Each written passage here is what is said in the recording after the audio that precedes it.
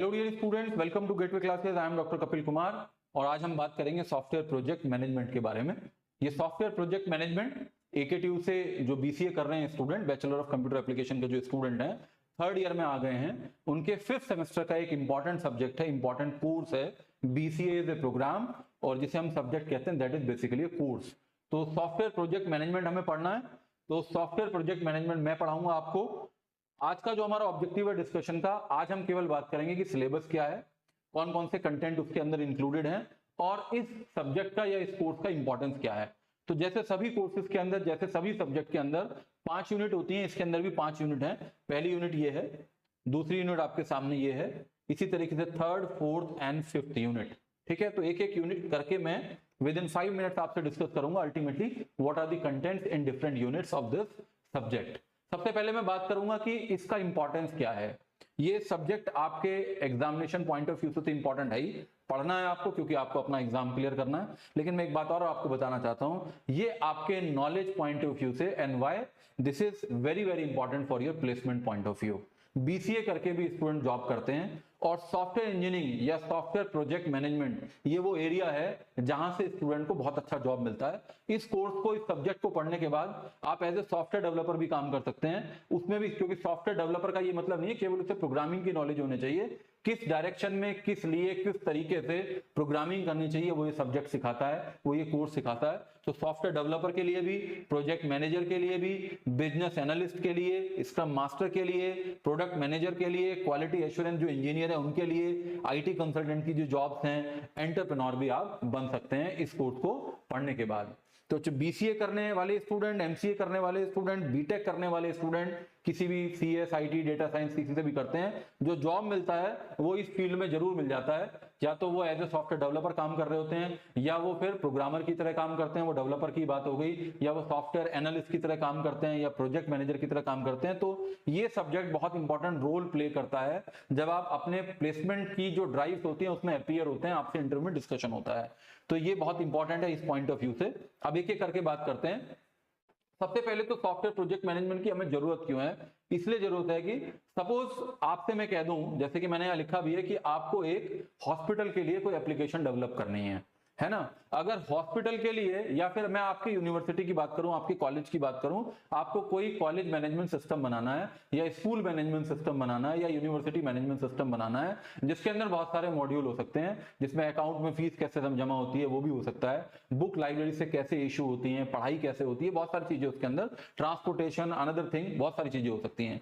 लेकिन क्या आप सीधे प्रोग्रामर क्या उसे कोड लिखना शुरू कर देगा, या जिसे जावा में प्रोग्रामिंग आती है वो जावा में प्रोग्राम लिखना शुरू कर देगा, जिसे सी की प्रोग्राम आती है वो सी में सीधे लिखना शुरू कर देगा? नहीं, बिल्कुल ऐसा नहीं होगा। सबसे पहले हमें करना क्या होगा कि what problem are we solving, हम प्रॉब्लम सॉल्व क्या कर रहे हैं, हमारा ऑब्जेक्टिव क्या है, हु इज द कस्टमर, किसके लिए बना रहे हैं, व्हाट फीचर्स आर रिक्वायर्ड, उसमें क्या क्या फीचर्स होनी चाहिए, वो कैसा दिखाई देना चाहिए, और उसे कंप्लीट करने का हमारे पास समय कितने हैं। सपोज एक कंपनी इंग्लैंड से इंडिया में आई, तो उसने कहा मैं एक सॉफ्टवेयर आपसे बनवाना चाहता हूं और वो सॉफ्टवेयर जो आप बनाओगे उसे मैं 3 महीने बाद यूज करूंगा, लेकिन आपने बनाने में 6 महीने लगा दिए, तो उस तरह की कोई सॉफ्टवेयर की वैल्यू नहीं है, वो सॉफ्टवेयर आपका यूज नहीं हो पाएगा। या उसने कहा मैं आपको 5 करोड़ रुपए दूंगा और आपने बनाने में 10 करोड़ लगा दिए, तो उस प्रोजेक्ट को भी हम अच्छा नहीं मानते, उस सॉफ्टवेयर को भी अच्छा नहीं मानते। तो what will be the cost, क्या होगी, कितने टाइम में बनेगा, who will work on the project, कौन उसके ऊपर काम करेंगे, स्टेक होल्डर कौन होंगे, and what are the possible risk, क्या क्या रिस्क फ्यूचर में उसके साथ आ सकते हैं। पता लगा आपने एक सॉफ्टवेयर बनाया और 1 साल बाद बनाने के बाद उससे बढ़िया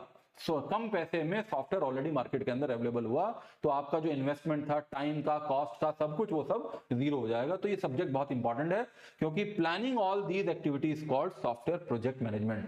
सॉफ्टवेयर एक प्रोजेक्ट की तरह है, उस प्रोजेक्ट को मैनेज करने के लिए आपको ये सब मालूम होना चाहिए, इसलिए ये कोर्स सब्जेक्ट बहुत इंपॉर्टेंट है। अब अगर मैं यूनिट 1 की बात करता हूं, तो यूनिट 1 का नाम है project evaluation and project planning, जिसके अंदर हम इंपॉर्टेंस क्या है सॉफ्टवेयर प्रोजेक्ट मैनेजमेंट की ये बात करेंगे, डेवलपमेंट की मेथोडोलॉजीज क्या है, कैटेगराइजेशन ऑफ सॉफ्टवेयर प्रोजेक्ट किस किस तरह के होते हैं, setting project objectives, management principles क्या है, बहुत सारी बात करेंगे, जहां पर रिस्क इवैल्यूएशन की भी हम बात करेंगे।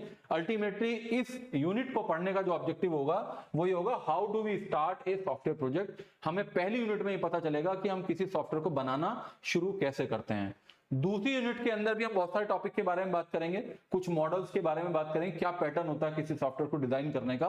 कुछ एजाइल मेथड होगा, कुछ वाटरफॉल मॉडल होगा, कुछ रैपिड एक्शन डेवलपमेंट मॉडल होगा, सॉफ्टवेयर का एस्टिमेशन कैसे करते हैं, कोकोमो कॉस्ट कैसे पता करते हैं। तो ultimately how much time, effort and cost will A project require, इस बात का आंसर हमें कहां से मिलेगा, यूनिट नंबर 2 को पढ़ने के बाद पता चल जाएगा। What about unit number 3?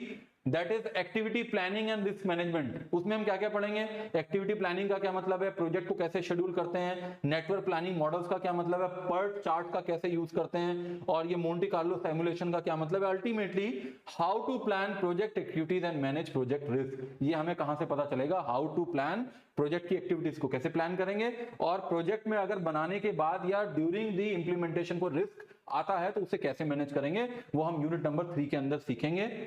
Unit number 4 में that is project management and control, इसमें हम क्या क्या पढ़ेंगे, प्रोजेक्ट को मॉनिटर कैसे करेंगे, कॉस्ट की मॉनिटरिंग कैसे करेंगे, जो प्रोग्रेस होगा उसे ट्रैक कैसे करेंगे, कुछ चेंज हमें इन्फॉर्म, हमने कुछ बनाया, हमें कहा ऐसे नहीं ऐसे बनाओ, उसे कैसे कंट्रोल करेंगे, सॉफ्टवेयर कॉन्फ़िगरेशन मैनेजमेंट को कैसे इंप्लीमेंट करेंगे। अल्टीमेटली हमारा ऑब्जेक्टिव 4 को पढ़ने का होगा, how do we monitor and control a software project after it begin. जब वो प्रोग्राम पे सॉफ्टवेयर पे हम काम करना शुरू कर देते हैं तो उसके बाद उसकी मॉनिटरिंग और उसके ऊपर कंट्रोल मैकेनिज्म कैसे इंप्लीमेंट होगा, वो हम यूनिट नंबर 4 से सीखेंगे। Unit number 5 that is staffing in software project, अच्छे लोगों को इकट्ठा करना, ये भी आपको सीखना चाहिए। डेवलपर कौन सा अच्छा है, जो रिक्वायरमेंट कलेक्ट करने के लिए कौन, जो एम्प्लॉय है वो अच्छा काम कर सकता है, टेक्निकल डॉक्यूमेंटेशन कौन अच्छा कर सकता है, जो उसके बाद जो कोडिंग है कोड कौन अच्छा लिख सकता है, और जो डेटाबेस का काम है वो कौन कर सकता है, डिजाइनिंग कौन कर सकता है, इंप्लीमेंटेशन कौन कर सकता है, ये सारी बात हम किसमें सीखेंगे, कैसे हमें वो करना चाहिए, कैसे मोटिवेट करना चाहिए, कैसे स्ट्रेस को रिमूव करना चाहिए, टीम वर्क की तरह कैसे काम करना चाहिए, और प्रोजेक्ट मैनेजर को एक लीडर की तरह कैसे काम करना चाहिए, ये सब हम सीखेंगे यूनिट नंबर 6 में। यूनिट नंबर 5 में that is project depends not only technology but also on effective people management, तो that management we will learn in unit number 5। तो अल्टीमेटली ऑब्जेक्टिव इज, मैं आपसे कहना ये चाह रहा हूं कि ये कोर्स मैं आपको पढ़ाऊंगा, ये सब्जेक्ट मैं आपको पढ़ाऊंगा, बहुत इंपॉर्टेंट सब्जेक्ट है, आपको एग्जामिनेशन पॉइंट ऑफ व्यू से भी इसे बहुत अच्छे से पढ़ना है, और आपको ये मान के चलना है कि जब आपकी प्लेसमेंट ड्राइव होगी, क्योंकि ultimately you are in 3rd year, final year में आप लोग हैं, तो फाइनल ईयर में जो भी आपका डिस्कशन होगा कंपनी के साथ, ऑफ कैंपस ऑन कैंपस, जब भी आप उनसे बात करेंगे तो 110% they will discuss about the software project management, और जो इससे मिलता जुलता सब्जेक्ट है जो भी अभी आपको पढ़ने को मिलेगा दैट इज सॉफ्टवेयर इंजीनियरिंग। ठीक है, तो ऑल द वेरी बेस्ट, हम मिलते हैं फर्स्ट लेक्चर के अंदर, यूनिट नंबर 1 को स्टार्ट करेंगे, नेक्स्ट लेक्चर में हम मिलेंगे। All the very best, thank you.